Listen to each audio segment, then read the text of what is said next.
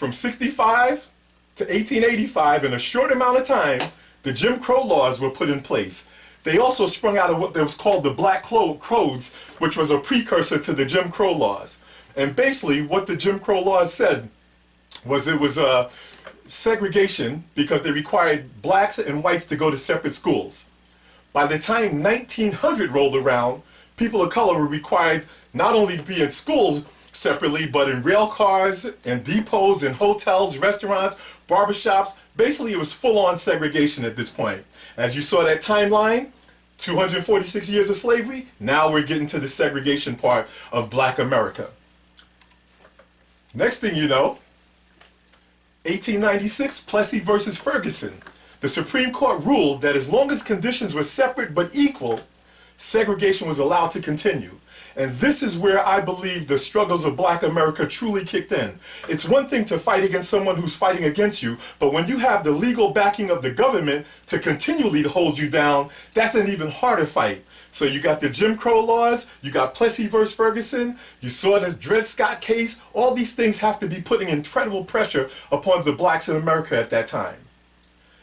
But in spite of that, there was an incredible black intellectual elite movement because blacks realized the best way out of this situation was through education. We had some incredible thought leaders such as Booker T. Washington, W.E. Du Bois, and George Washington Carver. They began to emerge and develop this academic world to try to help blacks get to a new place in their lives.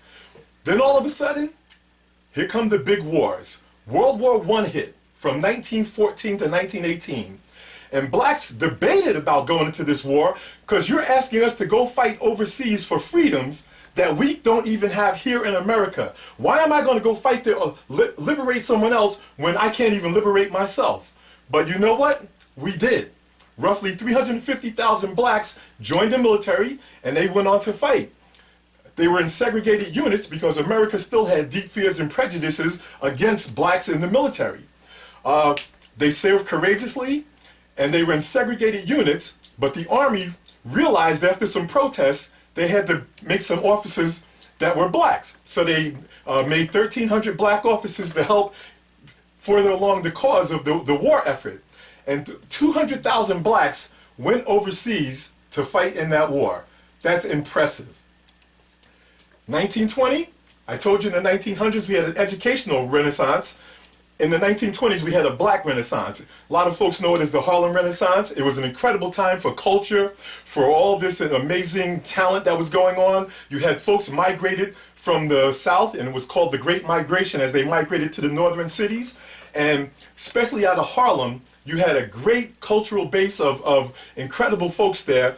Musicians, dancers, writers all came together. Folks like Bessie Smith, Jelly Roll Morton, Louis Armstrong, Duke Ellington, Josephine Baker, Paul Robeson, writers Paul Laurence Dunbar, James Weldon Johnson, Claude McKay, Zora Neale Hurston, just to name a few.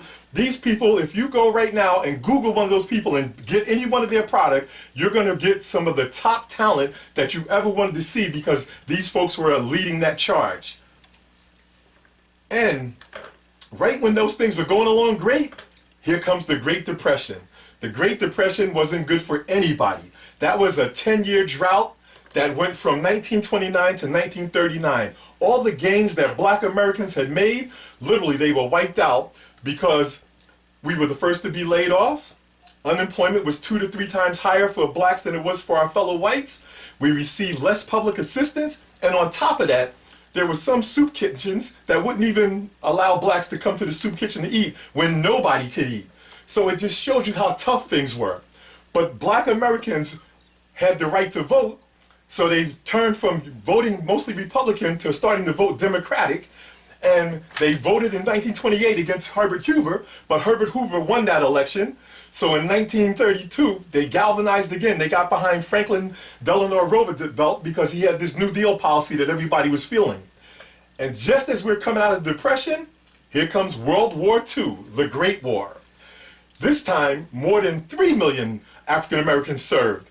And President Franklin Roosevelt came up with this concept called the 4 freedoms. It was freedom of speech, freedom of worship, freedom from what? And freedom from fear. And even though we lacked those freedoms at home, 500,000 black soldiers saw action overseas. They were still segregated, but they again chose to go fight to liberate places where you still were fighting for your own freedoms at home. This is 1941, folks. And it wasn't until 1948, under President Harry S. Truman, under an executive order, that the Army became integrated.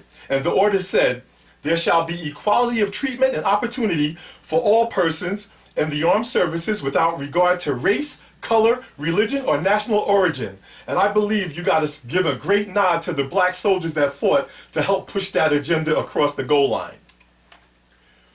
In 1947, Jackie Robinson integrated the baseball leagues. I put Jackie Robinson here because there were a lot of great black people who integrated in sports, but at that era, today football is king, but in that era, baseball was king. And for Jackie Robinson to be the first black to integrate Major League Baseball, the Negro Leagues were flourishing. Jackie Robinson was found by the GM Branch Rickey, pulled him in, and he had to endure all kind of incredible hardship and negativity that he was subject to. They picked the right man for the job because the average person would have cracked under the pressure. But to show you how great Jackie Robinson was, all the teams had rookies that played that year. Jackie Robinson was the Rookie of the Year. So not only was he the first black player to integrate baseball, but he was the Rookie of the Year. That just shows you how supreme that his talent was.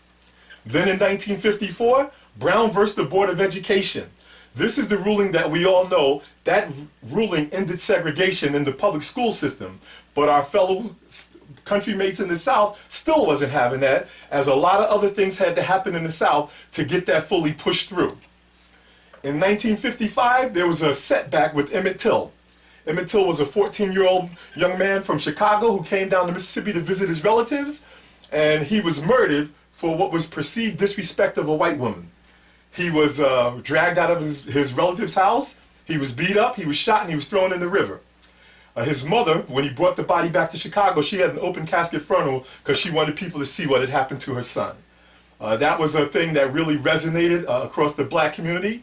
And then Rosa Parks came along in December of 1955, refusing to give up her seat, and she literally became the mother of the civil rights movement, even though prior to that, another woman had done it. And a little known fact, Jackie Robinson had done it when he was in the military, when he refused to give up his seat on the bus. So this wasn't something new. This was the frustration of black America trying to just ask for equal rights. Then in 1963, Dr. Martin Luther King gave his incredible I Have a Dream speech. That speech galvanized a nation of black Americans. We heard an eloquent speaker. We heard a message that said that the ideals of this country could be lived up to if everybody pitched in and did their part. That was August, and just as you're on that high, in September, in Birmingham, Alabama, at the 16th Street Baptist Church, 4 young black girls were killed in a bombing that blew up the church. Just as you go from that high, you go to an incredible low, because no youth should be taken down in any type of struggle. You see what's going on in Ukraine right now? The youth are going to suffer incredibly because of all the things that they're trying to deal with as they try to move themselves further to keep their democratic nation happening. So you go from this roller coaster of highs and lows through the black experience, and just again, when things are starting to get beautiful, what happens? President JFK is assassinated. He was another president who was sympathetic to the cause of black Americans, and had he had the opportunity to stay in power like Lincoln did, he would have also furthered that cause. But the good thing that happened is his vice president was Lyndon B Johnson. Lyndon B Johnson signed the 1964 Civil Rights Act. That Civil Rights Act basically banned discrimination on the basis of race, color, religion, sex, and national origin. If you look at the pictures that are there, you'll see I love this cover of the magazine. It says black and white together. You have a white man and a black man holding that sign as they walk together. But when you look at the picture of President Lyndon Johnson, behind him is Martin Luther King. And when the president signed those laws, they used a bunch of pens. He gave one of those pens to Martin Luther King, and Martin Luther King said that was one of the treasures that he kept for his life. So you can imagine how instrumental that was for him, being one of those authors of that bill. One of my personal heroes, Malcolm X, born as Malcolm Little, When he converted to Islam, he changed his name to Malcolm X. For y'all that don't know, when blacks convert in the Nation of Islam, they get rid of what is called their slave name, and if they don't have a name that they're trying to use, they will usually put an X behind their name to signify a rebirth and the breaking away of where they came from. So Malcolm X is one of the most powerful orators you ever wanted to see. Malcolm X, thank God, he started out to be a criminal out of Chicago, and he wasn't good at it. So he ended up going to prison, and it was in prison when he found the religion of Islam. He took to it. When he got out, he met the Honorable Elijah Muhammad, who ran the Nation of Islam, and he worked his way up to literally the #2 position. And Malcolm was well on his way to trying to liberate black America. Under the teachings of Elijah Muhammad preached that white people were the devil, and Malcolm brought all into that. And it wasn't until he went to Mecca, where you go over to the Middle East and you go for prayer worship, and he looked left and right and he saw white people, blonde hair, blue eyes, worshiping Allah, doing the doctrines of the religion, praying the way he prayed, and he looked around and said, wait, something's wrong. I've been told these people are the devil, but they're here worshiping just like I am. And when he came back to America and he started speaking to the Nation of Islam, telling them something's not right here, the armor started cracking. They didn't like that. They started pushing Malcolm out. He changed his name again to El Hajj Malik El Shabazz, and I believe that was part of the thing that was his undoing, because he went against the Nation of Islam with a new message that didn't resonate under the original message that Elijah Muhammad had put forth. So what a great leader, what a powerful orator. To this day, his messages still resonate through all black communities. Probably one of my the biggest hero in my life is probably Malcolm X.